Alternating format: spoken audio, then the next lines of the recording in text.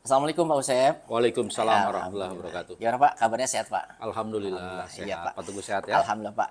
Ya Pak, mau tanya sedikit-dikit Pak ya Ya, tentang oke. apa pengambilan keputusan. Ini kan SMA di satu kota Depok adalah SMA yang bisa dikatakan Ya. SMA favorit dan banyak sekali orang-orang yang punya ekspektasi besar Ya. terhadap sekolah ini. Eh, Mau tanya sedikit Pak, Bapak udah berapa lama di SMA 1 Kota Depok ini Pak? Saya alhamdulillah sudah 3 tahun. Jadi pertama di SMA 1 bulan Juli 2020 sampai sekarang. Oke, baik. Berarti lumayan lah Pak ya, Ya, udah lumayan. hampir lebih dari 2 tahun. Pasti Ya. masalah-masalah sudah Bapak udah lewati. Termasuk memecahkan rekor karena rata-rata 3 tahun udah dipindah. Oh gitu Pak, oh, baik sekali. Mungkin ada prestasi-prestasi yang Bapak miliki sehingga Enggak lah. masih Ya, stay stop di yang sini. punya prestasi kan guru dan siswa. Oke, Kalau baiklah. saya cuma ngeliatin doang. Masya Allah. Baik Pak, tentu sampai setahun, 2 tahun, sampai hampir mau 3 tahun, banyak mungkin ada keputusan-keputusan itu Pak ya. Mungkin ada juga apa hal-hal yang memang butuh seorang pemimpin ya untuk mengambil keputusan Ya. yang bisa saja itu dibutuhkan oleh baik di sekolah maupun di luar sekolahnya. Menurut Bapak gimana sih dapat mengidentifikasi kasus-kasus yang merupakan dilema etika dan bujukan moral nih Ya. Pak nih? Ya, pertama kan kita lihat yang dinamakan dilema etika ya. Dilema Itu etika kan ya. ketika kita melihat ada dua masalah, di mana kedua-duanya sebetulnya benar gitu menurut pandangan kita. Dan juga mungkin menurut aturan-aturan yang ada bahwa dua-duanya benar. Itu mungkin agak-agak susah memutuskannya. Karena di situ kan pakai hati. Tapi yang bujukan moral itu kan lebih mudah karena ada yang benar dan ada yang salah. Benar salahnya itu kan kita bandingkan dengan norma-norma dan dengan aturan-aturan main. Itu saja. Ya, oh ini sih dilema KIT kan nih karena sebenarnya dua-duanya benar. Cuma yang jadi masalah kan ini harus diputuskan. Maka disitulah teori-teori kepemimpinan jadi nggak bisa dipakai gitu. Oh gitu Pak.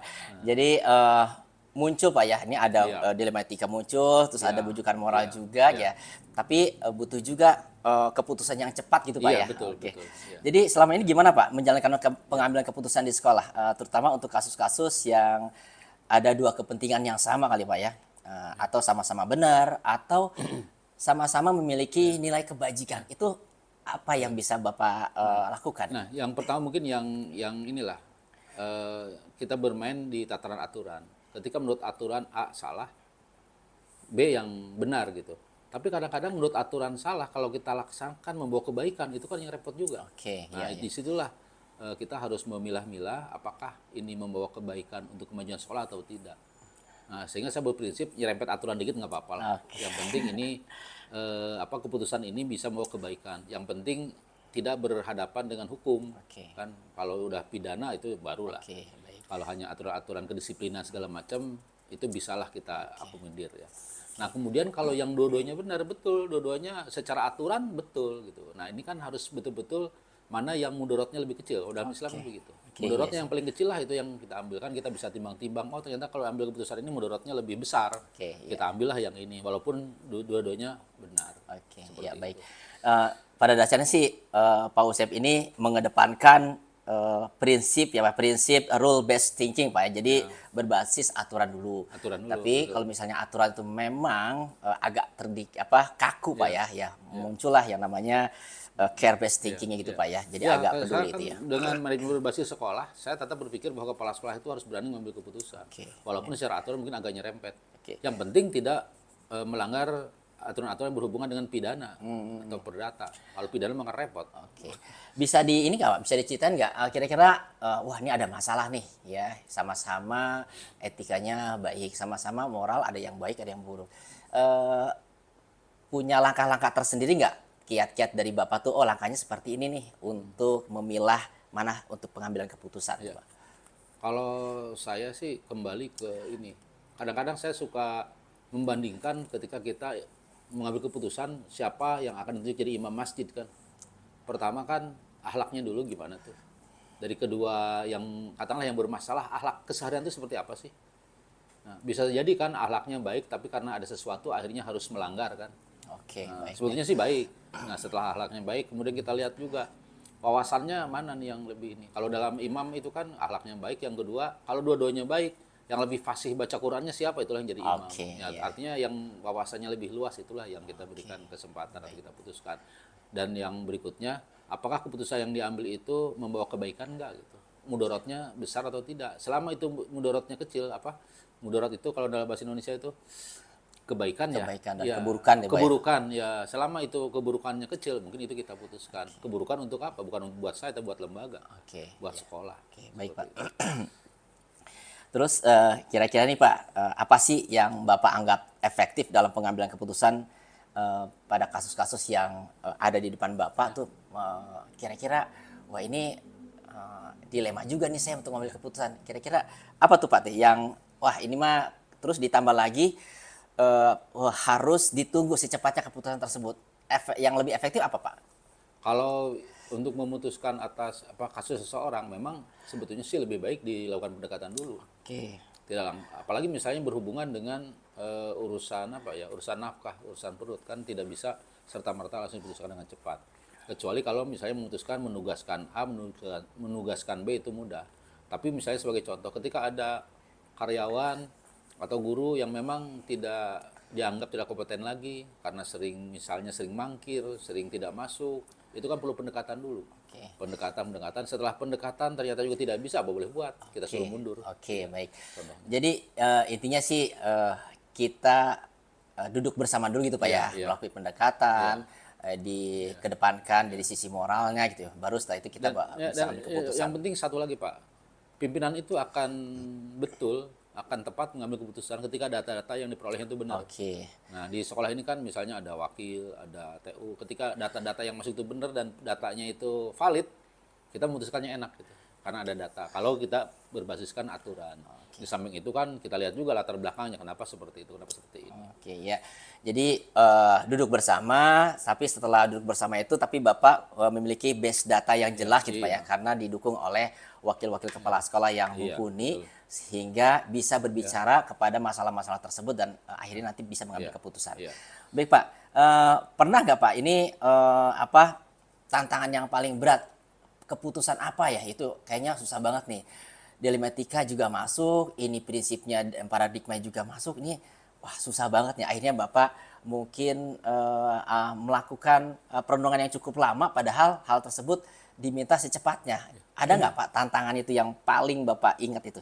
Ada. Harus memberhentikan orang. Oke, oke, Iya kan, Oke. satu sisi sering melanggar aturan, oke, oke. tapi sisi yang lain ada alasan juga karena pendapatan di sini mungkin kurang buat keluarganya. Akhirnya harus sambil mencari tempat lain. Nah, tapi kan mau tidak mau juga kalau tidak kita potong itu mengganggu sistem. Baik, baik. Ujung-ujungnya ketika kita potong kan yang harus dipikirkan ada berapa mulut yang harus mereka kasih makan gitu aja sih. Baik.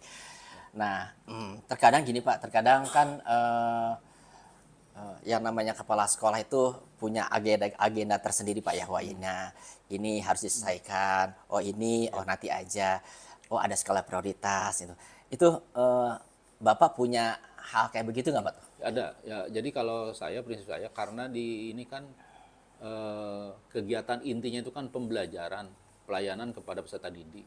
Jadi yang utama itu adalah bagaimana mengatasi pelayanan pembelajaran itu, termasuk misalnya bagaimana kita bisa melihat teman-teman Bapak Ibu guru melaksanakan pembelajaran dengan baik. Mungkin itu yang akan kita lakukan, termasuk pelengkapan fasilitas untuk belajar. Nah, yang lain baru nomor berikutnya. Oke. Termasuk sebetulnya tata usaha, semuanya prinsipnya apa yang ada di sekolah ini kan semuanya menunjang untuk proses pembelajaran. Oke, iya, baik, baik. Jadi pokoknya yang urusan dengan murid ya, jadi berpihak pada murid nih, Bapak Kepala Sekolah. Ya harusnya kita berpihak pada ini ya. murid. Oke ya. Walaupun saat tertentu kita juga harus melihat ya plus minusnya gitu ya, atau katakanlah mudorotnya mana nih. Karena kan tidak harus juga 100% seperti itu.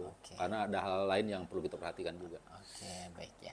Jadi yang didahulukan adalah Kepentingan. ini kepentingan Pembelajaran. atau tidak itu Pak ya. Iya. Pokoknya itu didahulukan. Kalau toh memang itu sangat mengganggu itu langsung cepat diatasi itu Pak ya. Baik Pak, selanjutnya ada nggak pihak-pihak atau hal-hal yang lain yang bisa mempermudah, wah ini dengan pengambilan keputusan ini saya butuh mungkin faktor-faktor apa, A, B, C dan sebagainya. Kira-kira ada nggak Pak itu kira-kira? Yang bisa mempermudah pengambilan keputusan itu data yang valid, data yang berkaitan dengan apa yang akan kita putuskan. Misalnya ketika ingin memutuskan guru tersebut harus diberikan peringatan atau apa, itu kan datanya harus lengkap. Atau misalnya ada karyawan yang memang dianggap tidak sesuai dengan kualifikasi kita, datanya juga harus lengkap. Ketika datanya lengkap, apalagi misalnya lebih mudah lagi kalau pimpinan, katakanlah pimpinan regu ya kalau di itu, atau koordinatornya sudah melakukan pembinaan, sudah melakukan 1, 2, 3, nah terakhir baru dengan saya, itu kan lebih mudah. Kita akan dengan data yang ada bisa kita eksekusi langsung, walaupun tetap harus kita ajak dialog juga, karena yang kita eksekusi kan manusia gitu. Betul. Iya.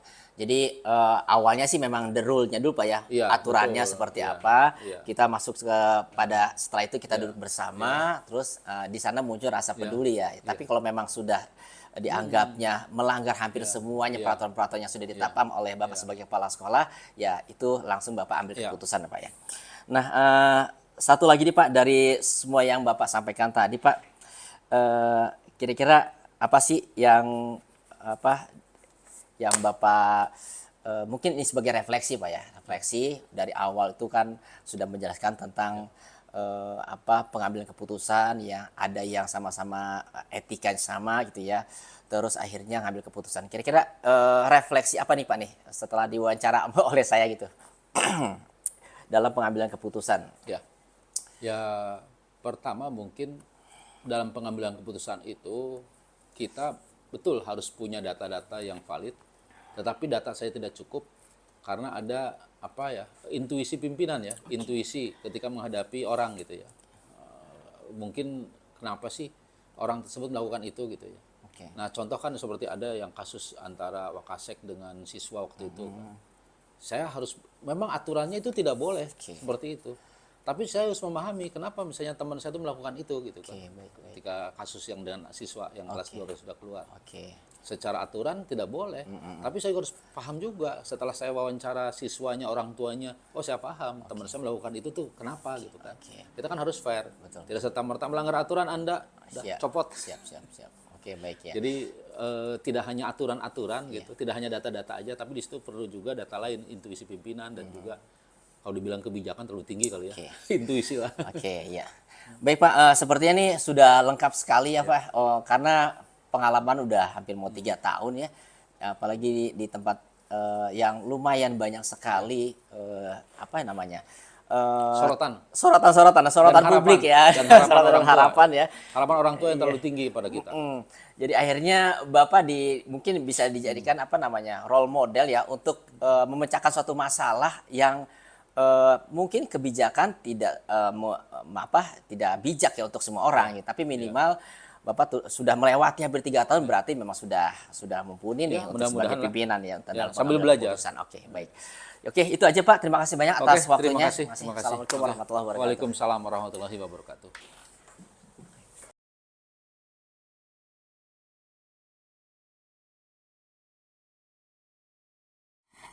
Assalamualaikum warahmatullahi wabarakatuh. Perkenalkan, nama saya Teguh Syahrudin. Saya adalah guru SMA Negeri 1 Kota Depok dan merupakan calon guru penggerak angkatan ke-8. Pada kesempatan kali ini saya akan mewawancarai Bapak Kepala Sekolah SMA Sejahtera 1 Kota Depok dengan Bapak Handoko. Pagi Pak. Pagi. Oke. Assalamualaikum Pak. Waalaikumsalam warahmatullahi wabarakatuh. Baik Pak, apa kabarnya Pak? Baik, alhamdulillah sehat. Oke. Di Sejahtera yang saya lihat kan sekolah yang dikatakan bisa diperhitungkan Pak ya. Oke. Bapak di Sejahtera ini sudah berapa lama jadi kepala sekolah Pak?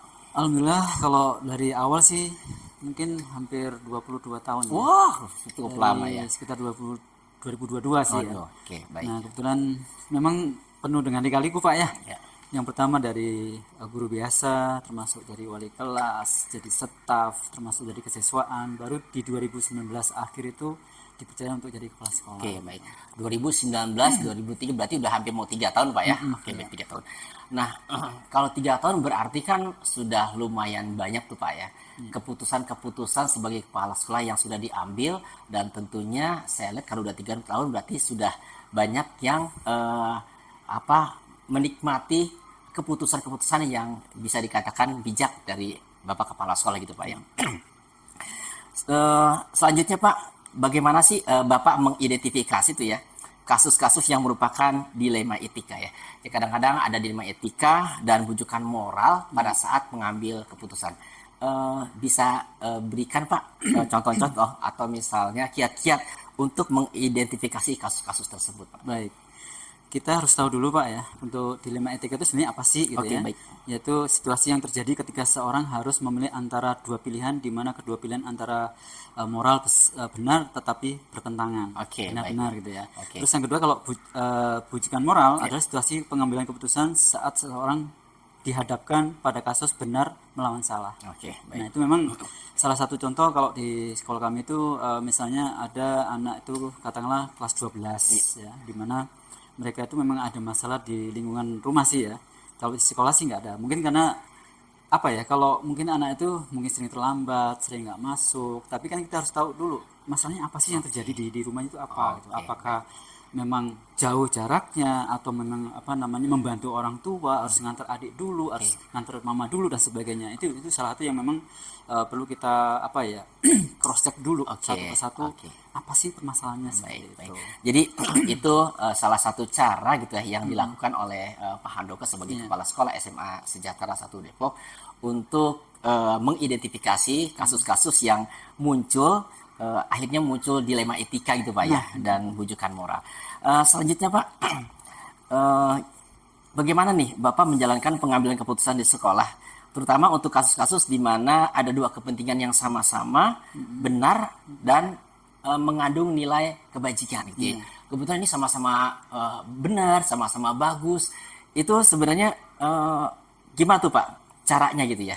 Baik, sebenarnya kalau memang dilema sih Pak ya, kalau bicara masalah kasus seperti anak tadi itu, memang kalau kita harus melihat nilai kebijakan terkandung di dalamnya itu apa saja misalnya, apakah itu ada nilai-nilai umum misalnya nilai kejujuran, Oke. keadilan, kesetiaannya dan lain, yang pada dasarnya keputusan itu harus berpihak kepada siswa yang bisa dipertanggungjawabkan. Oke, baik. Artinya apa? Kalau contoh kasus anak tadi misalnya, kita cek dulu melalui BPBK-nya, melalui wali kelasnya atau melalui kesiswaannya yang berkunjung ke rumah orang tuanya. Oke. Kita lihat apa sih yang terjadi di sana. Oke, Itu baik. baru di situ nanti kita bisa melihat oh masalah seperti ini seperti ini. Maka ketika sudah apa namanya ke lapangan baru kita kembali, baru nanti kita pertemuan, daerah pertemuan mulai BPPK, kesiswaan, termasuk ada apa namanya wali kelas, termasuk kepala sekolah. Di sini nanti akan merembukan apa kira-kira yang jadi- akan diputuskan di sana. Oke, terima kasih Pak.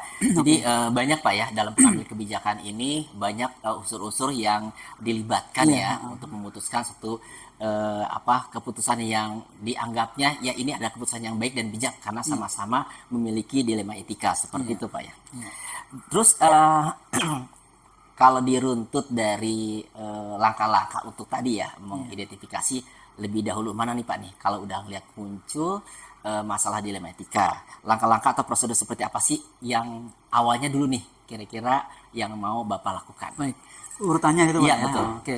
Kalau langkah-langkah yang kita ambil, pertama kita bisa mengenal inti persoalan atau masalah, ya. Termasuk siapa saja yang terlibat di dalam masalah itu, baik itu orang tua atau mungkin lingkungannya gitu ya. Termasuk mengumpulkan bukti atau fakta. Nah, ini juga penting, Pak, karena kita tidak akan bisa memutuskan satu keputusan tanpa adanya fakta atau bukti yang bisa dipertanggungjawabkan kan gitu ya. Terus yang berikutnya melakukan investigasi untuk pengujian benar atau salah dalam kasus ini. Nah, ini juga harus ada katakanlah trik-trik untuk mengetahui itu salah atau benar dan sebagainya. Itu nanti akan menjadi pertimbangan secara teori lah gitu ya. Terus masuk ada kemudian mengambil salah satu keputusan dalam masalah tersebut. Kira-kira apa yang kita putuskan nanti di sana gitu ya. Terus refleksi Pak, melihat. Refleksi ya, baik. Nah, ketika melihat satu masalah itu apakah keputusan ini adalah keputusan yang terbaik. Nah, itu perlu adanya kita refleksi, kita cek lagi, kita bicarakan lagi, oh ya ternyata sudah tepat sesuai dengan apa yang kita harapkan. Memang ya agak berat sih antara dilema etika itu, memang kadang-kadang sisi lain benar-benar tapi sisi lain kayaknya gimana. Nah, itu harus kita banyak pertimbangan seperti itu Pak. Harus berhati-hatilah. Intinya harus melihat masalahnya kayak apa, termasuk keberpihakan kepada anak. Oke, ya baik. Karena kita mengenal nggak ada anak itu nggak pinter, tapi semua itu pinter, cuma masalah mungkin karena situasi kondisinya atau mungkin lingkungannya atau mungkin keluarganya sebenarnya itu salah satu pemicu aja sih. Oke, baik. Nah, itu kan misalnya sudah diambil keputusan, terus kita melakukan refleksi terhadap keputusan yang kita ambil, Pak. Sebenarnya saya yakin sih ada tantangan yang terberat tuh dalam pengambilan keputusan tersebut. Menurut Bapak apa tuh yang biasa sering terjadi dalam kondisi pengambilan keputusan, Pak? Tantangan yang terberat. Tantangan ya, memang kadang-kadang namanya tantangan itu kan muncul dari masyarakat ya, itu yang agak berat ya. Misalnya kondisi individu lawan masyarakat, kondisi rasa keadilan lawan rasa kasihan gitu ya, kondisi kebenaran lawan kesetiaan gitu kan, termasuk kondisi jangka pendek lawan jangka panjang. Tetapi yang kalau kita lihat memang tantangan-tantangan itu nggak lepas sih Pak, nggak bisa lepas dari masalah itu ya. Artinya kita juga harus bijak juga dalam menentukan kebijakan itu kayak apa. Misalnya apa namanya, ketika si A itu bisa dinyatakan tidak lulus misalnya, tetapi di sisi lain rasa kemanusiaan kita melihat bahwa dunia pendidikan itu harus selalu tetap mengantar anak-anak kita menjadi anak yang sukses walaupun dengan tantangan kayak apapun tetap harus bisa. Jadi artinya nggak ada istilah anak itu nggak naik atau nggak lulus gitu ya. Berarti kan artinya kita harus berjuang. Misalnya kalau anak itu misalnya tugasnya kurang atau apa dan sebagainya karena ada faktor keluarga, misalnya harus mengantar adiknya atau tadi mengantar mamanya gitu ya, ya kita bisa pendekatan, misalnya kita kasih tugas atau mungkin kita datang ke rumahnya. Ketika tes misalnya kita antar soalnya, kita tungguin. Nah, itu salah satu yang pernah terjadi. Sampai seperti itu Pak ya pelayanannya ya. Hanya untuk mengejar, saya nggak kepingin bahwa anak-anak itu nggak lulus atau nggak naik kelas. Itu salah satu bentuk bahwa tanggung jawab moral kita Pak. Wah hebat. Jadi pokoknya kebijakan ini harus berprinsip berpihak pada murid gitu Pak ya. Gitu. Waduh. Nih cukup menarik Pak ya. Misalnya kan sudah diambil itu Pak ya, diambil keputusan, sudah melakukan refleksi dan tantangan-tantangan juga kita udah pilah tuh Pak.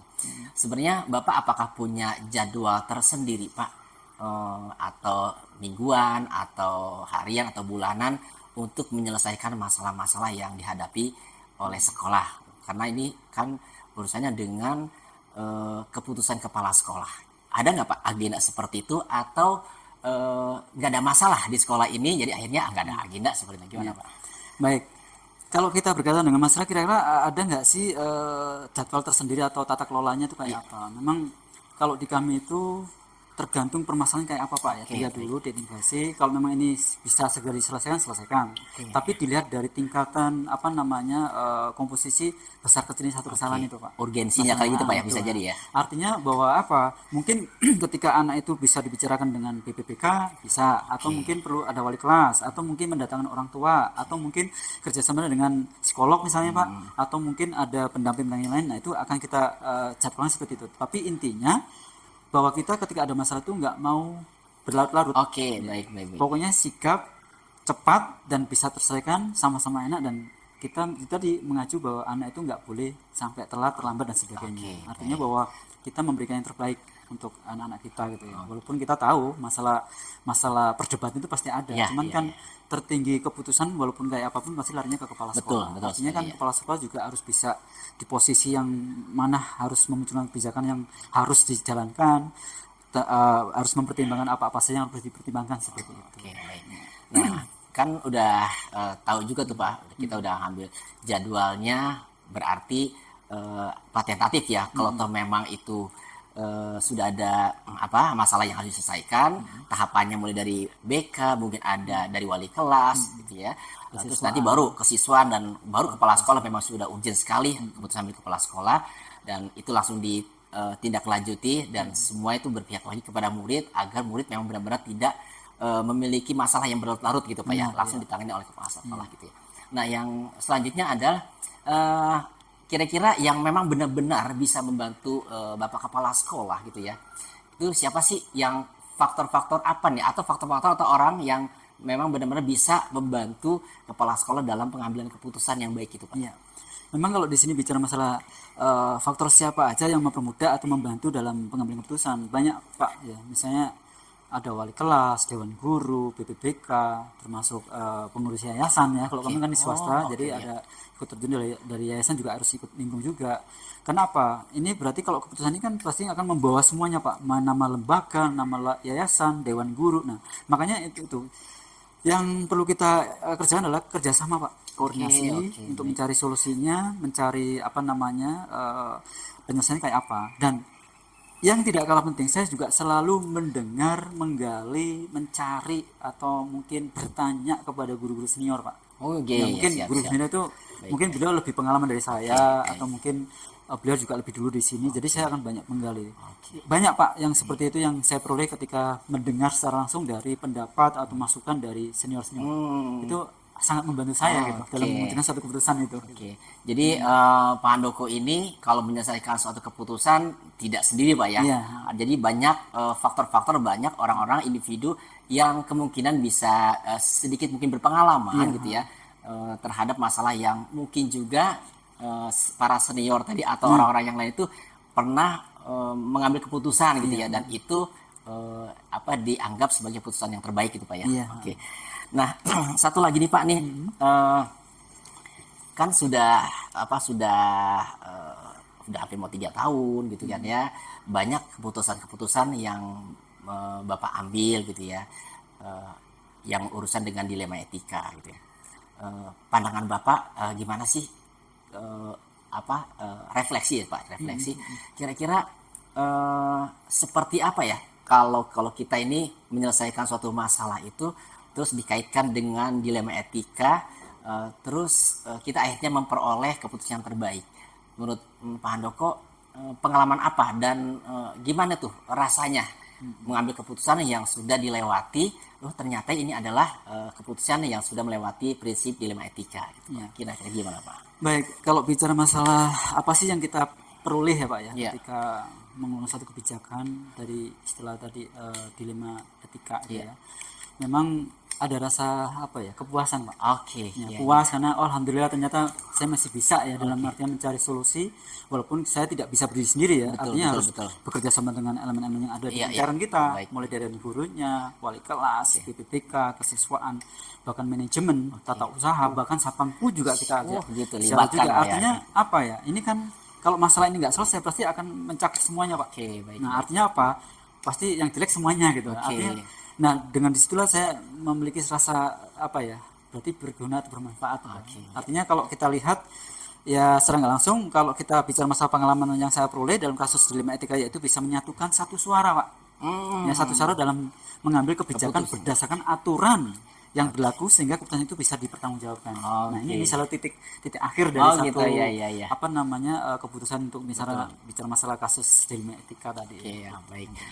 Baiklah Pak, jadi intinya kalau sudah dapat keputusan yang sudah diambil, ya jadi keputusan yang satu itu Pak ya, sudah semuanya sudah menerima ya, karena sudah melewati beberapa apa namanya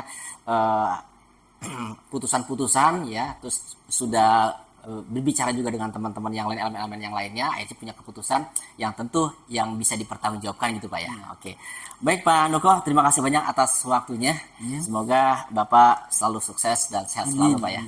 Oke. Ya, doa yang sama juga buat Pak Teguh ya, Oke. supaya dalam program guru penggeraknya cepat selesai, lulus, dan saya yakin bahwa di guru penggerak itu nanti akan menjadi calon-calon kepala sekolah. Amin. Terima kasih banyak Pak atas doanya. Sama-sama. Ya, demikianlah yang wawancara pada pagi kali ini. Semoga bermanfaat buat kita semuanya. Billahi taufik walhidayah. Assalamualaikum warahmatullahi taala wabarakatuh. Waalaikumsalam warahmatullahi wabarakatuh.